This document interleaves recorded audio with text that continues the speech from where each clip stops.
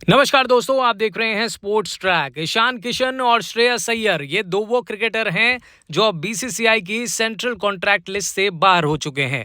वैसे तो central contract से बाहर होने वाले खिलाड़ियों की लिस्ट में चेतेश्वर पुजारा, शिखर धवन, लेग स्पिनर युजवेंद्र चहल, उमेश यादव, दीपक हुड्डा भी शामिल हैं। लेकिन सबसे ज्यादा चर्चा ईशान किशन और श्रेयस अय्यर के नाम पर हो रही है।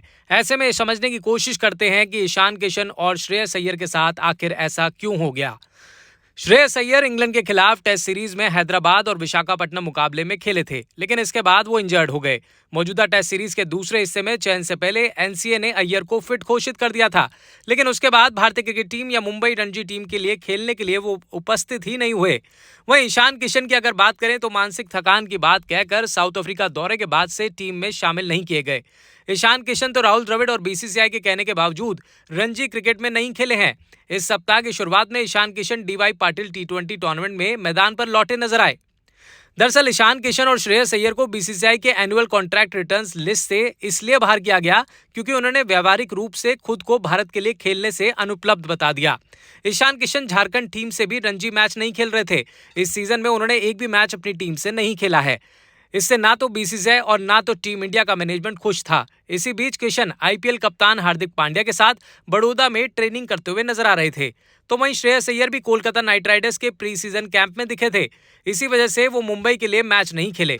हालांकि अब अय्यर ने रणजी ट्रॉफी में मुंबई के सेमीफाइनल मैच के लिए खुद को उपलब्ध बता दिया है, जहां रिपोर्ट्स में इस बात का दावा भी किया गया है। ऐसे में बीसीसीआई का यह फैसला तमाम खिलाड़ियों के लिए कड़ा संदेश भी है, क्योंकि इस तरह के रवैये से आईपीएल खेलकर टीम इंडिया में आने वाले खिलाड़ियों को कड़ा संदेश भी दिया जा रहा है।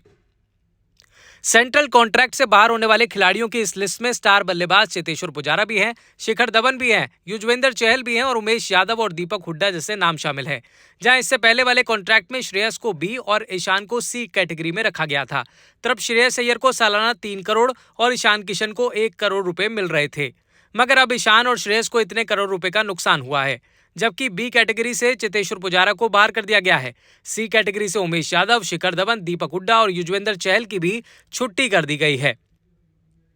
पुजारा जहां आखिरी बार जून 2023 में फाइनल मैच खेले थे, लेकिन दरअसल बीसीसीआई के सेंट्रल कॉन्ट्रैक्ट के आने से 2 सप्ताह पहले ही बीसीसीआई सचिव जय शाह ने सेंट्रल कॉन्ट्रैक्ट वाले प्लेयर्स को एक पत्र लिखा था। इसमें उन्होंने उन खिलाड़ियों को चेतावनी भी दी थी जो घरेलू क्रिकेट और नेशनल टीम में खेलने से ज्यादा आईपीएल को प्राथमिकता देने लगे हैं। इस पत्र में खिलाड़ियों को गंभीर कार्रवाई की हिदायत दी गई थी, पर इसके बावजूद बीसीसीआई की बात कई खिलाड़ियों ने अनसुनी कर दी। जहां भारतीय कप्तान रोहित शर्मा ने भी रविवार को रांची टेस्ट के बाद अपनी प्रेस कॉन्फ्रेंस में कह दिया था कि जो खिलाड़ी टेस्ट क्रिकेट के लिए भूखे दिखाएंगे उन्हें आगे प्राथमिकता दी जाएगी। उन्होंने इस दौरान ना तो ईशान और ना ही श्रेयस अय्यर का नाम लिया, पर यह स्पष्ट था कि रोहित का इशारा इन दोनों ही खिलाड़ियों की तरफ था। रोहित ने यह भी कहा था कि टेस्ट क्रिकेट एक कठिन फॉर्मेट है, इसमें ऐसे खिलाड़ियों की जरूरत है जो अपने अचीवमेंट से ज्यादा टीम के लिए आगे खेलते हुए नजर आए। ईशान किशन को जब इंग्लैंड के खिलाफ टेस्ट सीरीज के लिए चुना गया तो भारतीय क्रिकेट टीम के हेड कोच राहुल द्रविड़ ने कहा था कि उन्होंने अभी तक खुद को उपलब्ध नहीं कराया है। अगर उनको टीम में वापसी करनी है तो घरेलू क्रिकेट यानी डोमेस्टिक क्रिकेट खेलना ही होगा। जहां रिपोर्ट में इस बात का दावा भी किया गया कि टीम मैनेजमेंट ने इंग्लैंड के खिलाफ चल रही टेस्ट सीरीज के दौरान उनसे संपर्क किया था, लेकिन किशन ने कहा कि वे अभी तैयार नहीं हैं। उनकी अनुपस्थिति में ध्रुव जुरैल ने डेब्यू कर लिया। इस दौरान उन्होंने रांची में दूसरे टेस्ट में ही प्लेयर ऑफ द मैच का खिताब भी जीत लिया। तो वहीं श्रेयस अय्यर के मामले में ऐसा लग रहा है कि वो नेशनल क्रिकेट अकादमी यानी कि एनसीए द्वारा किए गए फिटनेस मूल्यांकन से असहमत नजर आए। रिपोर्ट्स में यह भी बताया गया कि दूसरे टेस्ट के बाद लंबी पारी खेलते समय अय्यर को पीठ में परेशानी हुई थी, लेकिन मेडिकल स्टाफ ने उनकी इंजरी को लेकर क्लियर कर दिया था। जब अय्यर को तीसरे और चौथे टेस्ट से बाहर किया गया तो बीसीसीआई ने कोई कारण नहीं बताया। इसके बाद वो रणजी ट्रॉफी मैच में मुंबई टीम के लिए खेलने के लिए नहीं आए। इस पर मुंबई क्रिकेट एसोसिएशन के सूत्रों ने कहा कि उनकी पीठ में ऐंठन है।